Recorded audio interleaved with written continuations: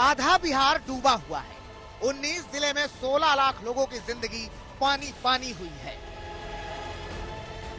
इस वक्त हमारी मौजूदगी बेतिया के पीड़ी तटबंध पे है, जहां एक बड़ा हिस्सा पटजिरवा के पास से टूटा है। देखिए, ये जलई थाना है, सहरसा जिले में पड़ता है और ये पूरा थाना जो है ये पूरी तरीके से जलमग्न हो चुका है। सीधी तस्वीरें दिखा रहे हैं गांव बाजितपुर से, जहां किस तरह से बागमती का पानी यहां सब घरों में फैल गया।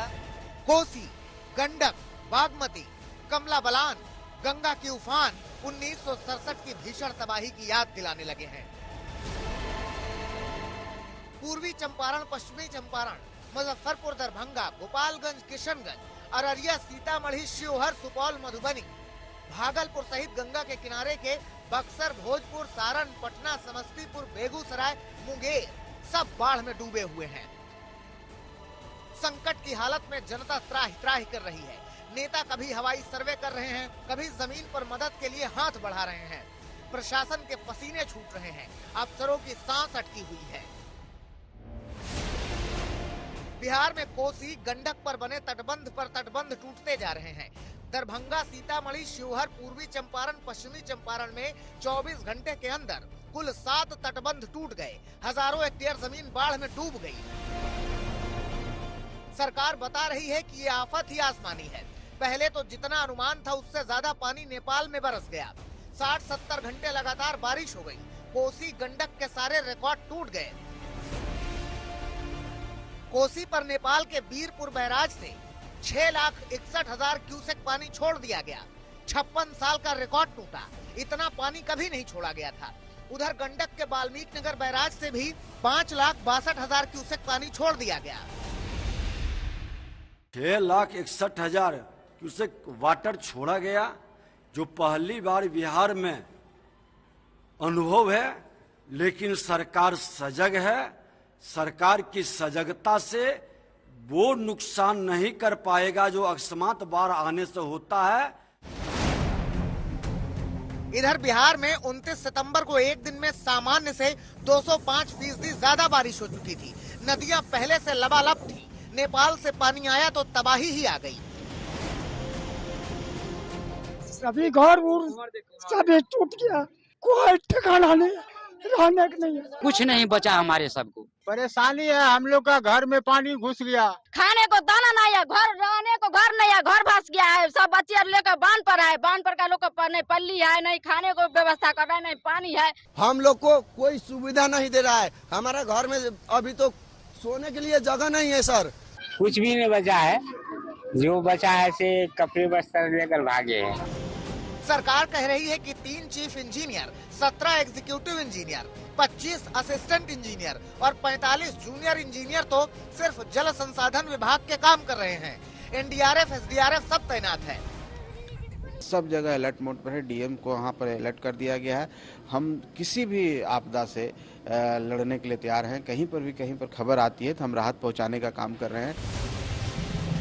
लेकिन जब बिहार में 16 जिलों के 55 प्रखंड में 270 गांव बाढ़ में डूब चुके हों तो राहत कितनी पहुंच रही होगी, इसका अंदाजा लगाना मुश्किल नहीं है। हवाई सर्वेक्षण कर लिए, फोटो खिंचा लिए, बस हो गया, तो इससे थोड़ी काम चलेगा।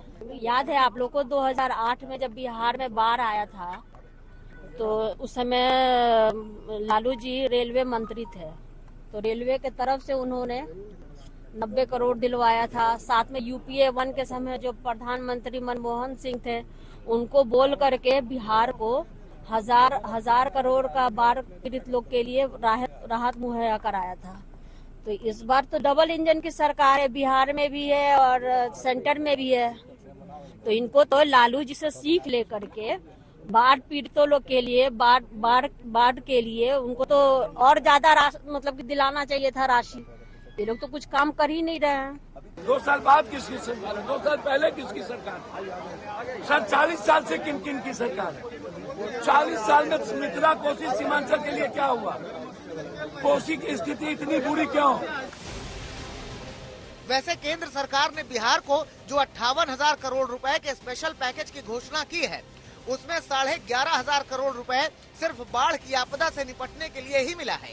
लेकिन विपक्षी दलों की शिकायत है कि फिलहाल बाढ़ पीड़ितों तक कोई राहत नहीं पहुंच रही। सरकार को अभी करना चाहिए, पूरा खजाना बाढ़ पीड़ित को दे देना चाहिए।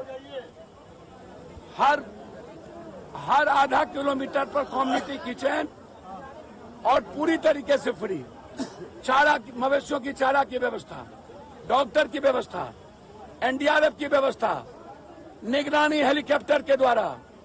लेकिन सरकार 3 दिनों से, कल से आज तक सोई हुई है और लोग भूखे हैं। हम सब की एकजुटता, बिहार सरकार और केंद्र सरकार मिल करके हम इसका निदान भी करेंगे और अपने बिहारियों को सुरक्षित और संरक्षित भी रखेंगे।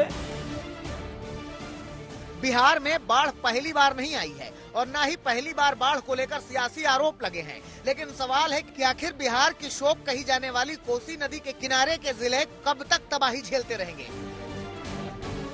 और जब बिहार की 1,70,00,000 एकड़ जमीन हर साल बाढ़ में डूब जाती है, तो अब तक सरकारों ने बिहार को बाढ़ से बचाने के उपाय क्यों नहीं किए। आदित्य वैभव, शशि भूषण और रोहित कुमार सिंह के साथ आज तक ब्यूरो।